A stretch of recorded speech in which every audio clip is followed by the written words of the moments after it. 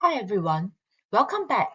Previously, we learned how Japan modernized rapidly during the Meiji Restoration and became a strong industrial and military power. However, by the 1930s, the military became increasingly powerful and influential, while civilian politicians became weaker. This pushed Japan towards expansion and war in Asia. So, for today's lesson, our key question is, what factors contributed to the rise in influence of the military in the 1930s? As we go through this lesson, think about this. Why did many Japanese people support military leaders instead of democratic civilian governments? Was it because the civilian government was weak, or because the military promised strength, stability, and national pride? Let us now explore the rise of militarism in Japan. Before we move on, let's do a very quick recap from the previous lessons. I want you to pause the video and try to fill in the blanks using the helping words provided on the right. This is important because the weakness of the civilian government was one major reason why the military became more influential in the 1930s. So take about 30 seconds to try it on your own first. You can pause the video now. Alright, let's go through the answers together. The first blank is general. The general were elder statesmen who used to advise and guide the emperor, but their influence declined as many retired or died. The second blank is military. The Prime Minister depended heavily on the military because a cabinet could not be formed without military ministers. Blank number 3 is inflation. Japan faced severe inflation and unemployment when overseas demand for Japanese goods declined. Blank number 4 is banking. The 1927 banking crisis caused panic as many people rushed to withdraw their savings. And finally, blank number 5 is tenant. Many farmers became tenant farmers and suffered from poverty and food shortages. So overall, political weakness, economic hardship, and social dissatisfaction weakened the support for civilian government and created opportunities for the military to gain influence. Now, by the 1920s, trust in the government had started to erode. Many Japanese people felt that the politicians were weak, corrupt, and unable to solve Japanese problems. In contrast, the military grew in prominence and popularity during the 1930s. Many people viewed the military as disciplined, patriotic, and capable of making Japan strong again. This growing support emboldened the military. In other words, the military became more confident and increasingly acted on its own, sometimes even disregarding the prime minister and the civilian government.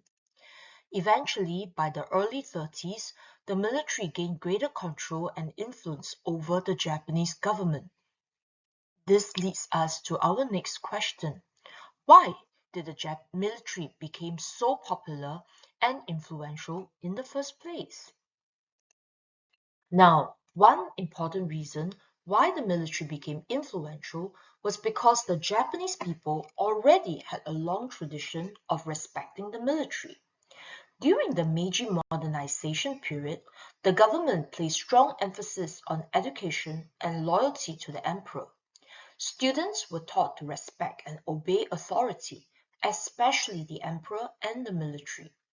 Nationalistic feelings were also encouraged. In other words, many Japanese believed that Japan was special and should become stronger and more powerful than other countries. Schools praised the military and even included military drills and disciplines in education. So, from a young age, many Japanese grew up admiring the army and navy. At the same time, Japan's military successes increased respect for the armed forces even further. In the Sino-Japanese War, Japan defeated China and gained Taiwan. This shocked many countries as Japan modernized very quickly and defeated a much larger country. Then, in the Russo-Japanese War, Japan defeated Russia. This was another extremely significant event because it was the first time in modern history that an Asian power defeated a major European power. As a result, many Japanese felt proud of their military and believed that military strength was the reason for Japan's success. Japan also expanded its influence overseas. Korea was annexed by Japan in 1910. Taiwan became a Japanese colony, and Japan replaced Russia as the dominant power in Manchuria in northeast China. So, by 1910, Japan had become a major regional power, and much of the credit was given to the military. This explains why, when Japan faced problems in 1920s and 1930s, many people were more willing to trust the military rather than civilian politicians. Now, another major reason for the rise of militarism was growing discontent within different parts of the military itself. Many military officers believed that civilian government was weak, corrupt, and unable to protect Japan's interests. Let's first look at the army. Many officers came from poor rural farming families or lower middle class backgrounds. During the economic problems of the 1920s, it was these communities that suffered badly from poverty and unemployment. As a result, many soldiers and officers blamed the civilian politicians and the powerful business groups, the zaibatsus. They felt that the politicians were corrupt, selfish, and cared more about wealthy businessmen than ordinary Japanese people. They were also unhappy when the government reduced military spending and budget. This made many officials believe that the government did not respect or support the military enough. Another discontented group came from the Navy. The Navy became very angry, especially over the Washington Naval Conference in 1921 and the London Naval Conference in 1930. At these conferences, Japan agreed with Britain and the United States to limit the number of warships it could build. For example, the naval ratio agreed upon was 5:5 to 3. This meant that for every 5 warships Britain and the US could have, Japan was only allowed 3. Later, at the London Naval Conference, Japan's request to build more warships was rejected by the Western powers. Japanese politicians reluctantly signed the treaty because they knew Japan was not yet ready to fight the Western powers. However, in Japan, many people saw this as humiliating. The Navy and the media accused the civilian government of betraying Japan and giving in to the West. As a result, public trust in democratic government weakened even further. The third group was the Guangdong Army in Manchuria. They were also discontented with the government. The Guangdong Army was created to protect Japan's interests in Manchuria, which was rich in resources such as coal and iron. Since Japan lacked natural resources, many military leaders believed Manchuria was extremely important for Japan's future.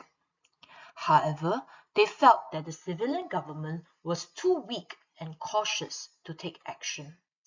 In 1928, officers from the Guangdong Army assassinated Chinese warlord Zhang Zuoling because they wanted stronger Japanese control over Manchuria.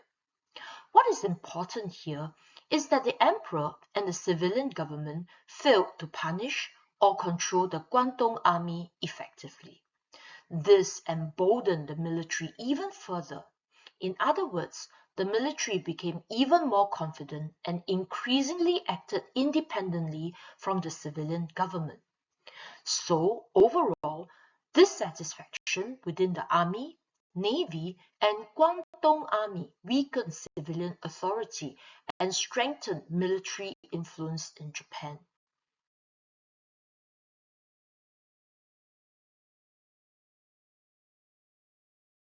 Without being reprimanded for Zhang Zuoling's assassination, the Guangdong Army became even more brazen.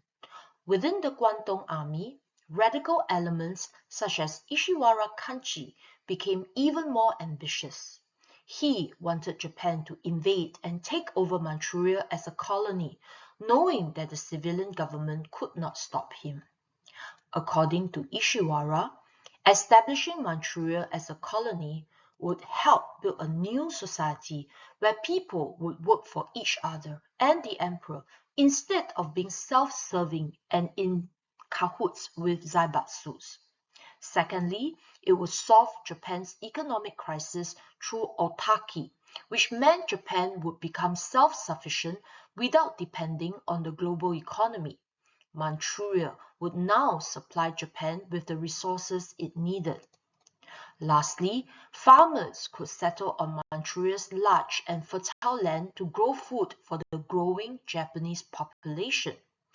All these reasons made invading Manchuria very tempting indeed. In September 1931, the Guangdong Army blew up railway tracks in Mukden. This was known as the Mukden Incident. The Guangdong Army quickly used the Mukden Incident as an excuse to take over the whole of Manchuria in the name of protecting Japanese investments there. By 1932, Japan renamed Manchuria as Manchukuo. Manchukuo essentially became a Japanese colony. Back in Japan, the victory in Manchuria was met with strong support from the military. In contrast, the civilian government could not control Ishiwara and his supporters. In the eyes of the people and the military, the authority of the civilian government was further undermined. What about the Japanese people? Did they support the Guangdong Army?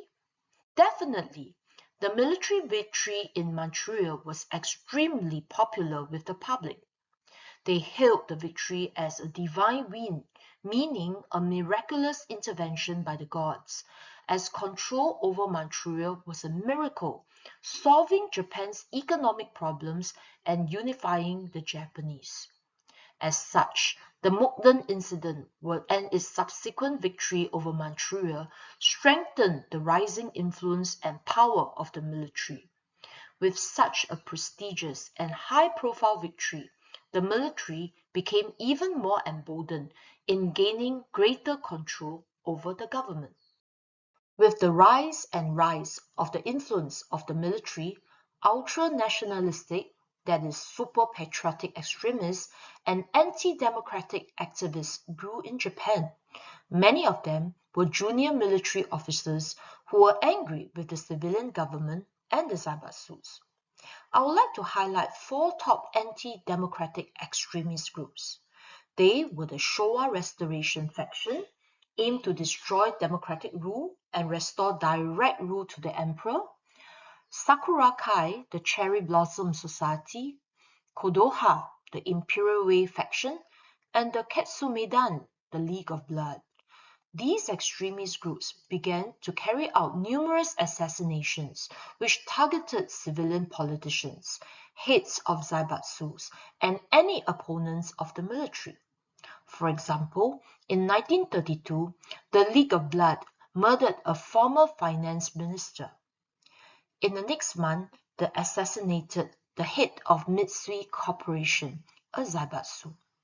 You can imagine how the series of assassinations created an atmosphere of fear and chaos in Japan. Politicians were afraid. They dropped their opposition to the military. This emboldened the military even more. Ironically as well, the sense of instability caused by assassination was exploited by the military on the need to restore order. The series of assassinations came to a head on May 15, 1932. On May 15, 1932, League of Blood members assassinated the pinnacle of democratic Japan, Prime Minister Inukai. They targeted him because he refused to recognize the state of Manchukuo. On the same day, the League of Blood also carried out simultaneous attacks on several zaibatsu, such as the Mitsubishi Bank, Seirikai headquarters, and several power stations. Assassination attempts were made against other government officials as well. You can imagine the chaos and fear this had on democratic Japan. Eventually, the League of Blood members were arrested and put on trial. However, their military commanders did not condemn the rebellion, but instead excused their actions and demanded political reforms in Japan. After talks with military leaders, the Seirikai party was prevented from forming a new cabinet. And on 26 May 1932, the emperor appointed Admiral Saito Masato from the Navy as Japan's new prime minister. His new cabinet consisted of 10 military officers and only 5 civilian representatives. With the majority of the cabinet made up of military officers, Japan effectively came under militarist rule.